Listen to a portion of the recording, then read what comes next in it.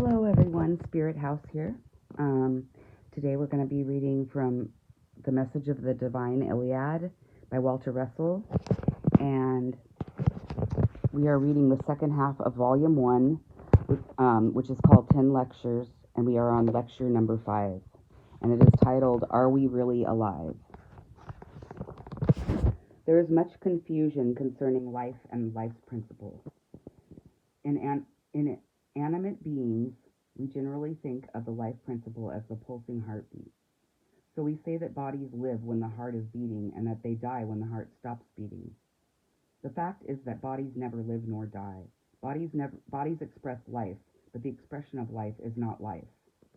Life is in the one still motionless light of the Creator himself, and is expressed in bodies as an extension of life evidenced in nature. The Creator alone lives as the one universal being. The Creator is light, one still light of all knowing. Creation is God's knowing expressed by his thinking.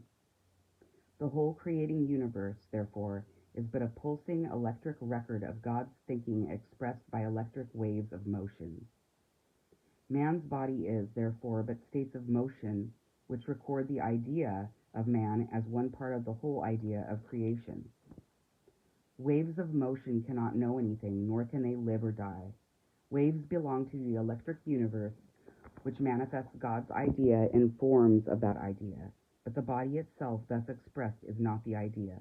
The idea is never created. It remains forever in the mind of the Creator. This brings us face to face with the fact that the body is not the person or self of man. The self of man is God in man. God is the one universal being. The one being alone lives. The one being alone is eternal and immortal. The body of man is eternally repetitive. It forever appears, disappears, and reappears in cycles, just as everything else in nature appears, disappears, and reappears in cycles. We call the cycle of man's appearance and disappearance life and death. But bodies, never having lived, cannot die. There is no death in all the universe.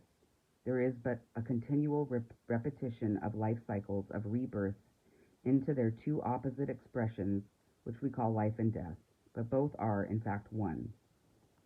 It is the supposition that the person is the body, and that the body lives and dies, that causes man to think that bodies are realities, when in fact all reality is in the spirit which centers man. That core of identity by which each individual knows himself as I. That I of the individual person is not in the body. It can never disappear. The I is eternal. It is immortal. It will simplify our comprehension of the nature of the universe to realize that all we have got to deal with in the entire universe is light, the one light of God, the Creator, and the two lights of God's thinking, which is electrically recorded as matter and space. These two opposite expressions are represented by incandescent light of the sun and the black light of space. Our bodies are composed of electric waves of those two lights interwoven into forms, just as the tapestry weaver weaves forms into fabric. Bodies of all creating things are merely the electric product of mind thinking, expressing mind knowing. It is not logical to conceive of any electrically manufactured product as living or dying. Even though it is a human body, it is as much a product of God's thinking as the automobile is a product of man's thinking. We never think of the automobile as living, even though it expresses power and motion and it has the heartbeat of the electric current which activates it.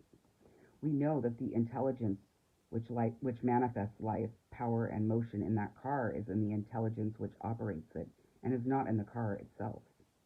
The sooner we can realize that our bodies are as much machines which obey the will of the intelligence which operates them, as all of men's machines likewise are, the more we will look to that centering intelligence of man as the reality.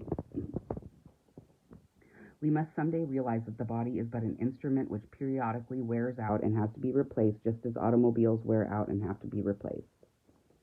What we have said of the life principle is true also of knowledge and power. We think of knowledge and power as qualities which belong to our bodies. Knowledge and power are also cosmic qualities which are in God only.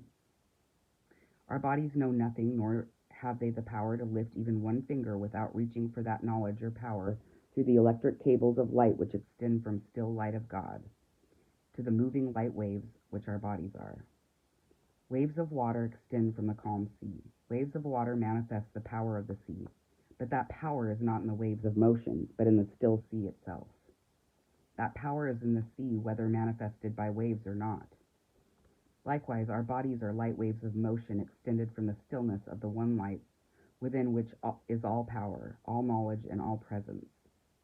Knowledge and power are therefore but manifested in the light waves of motion which our bodies are, but they themselves have no knowledge or power, just as they have no life or death.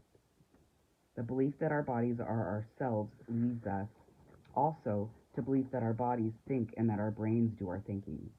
This also is not true. Our brains are but electric storehouses for memories recorded upon them as a result of the experiences of our senses. They are also the nerve center of all parts of the body, just as a switchboard is the nerve center of multiple extensions. Without that switchboard, the distant parts of the body could not make the rest of the body aware of their condition, nor could any part of the body act to express the will of its centering intelligence. The will to act is not in the body, however. It, too, is in the centering intelligence which operates the body, and that centering intelligence is the God self which man is. The will to act is in the person, the being, which man is. It is not in the body.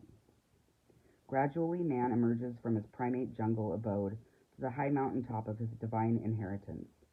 The farther he is removed from his early beginnings, and the more he is extended into the light of all-knowing, the more he becomes aware of that God self which motivates his body, and the more he relies upon it instead of his body. For this reason, man gradually becomes co-creator with God by constant intercommunication with God through the language of light, which man knows as inspiration. Inspiration is man's direct intercommunication with God. It is the basis of all genius. It is the answer to the difference between the average man and the rare mystic. Look ye, therefore, to the light within you, and not to the body with which you but manifest that light. For in that is your only way to power, and that only way is towards God, the source of all things, without whom nothing in this universe could be or become. And that is the end of Lecture 5. Thank you.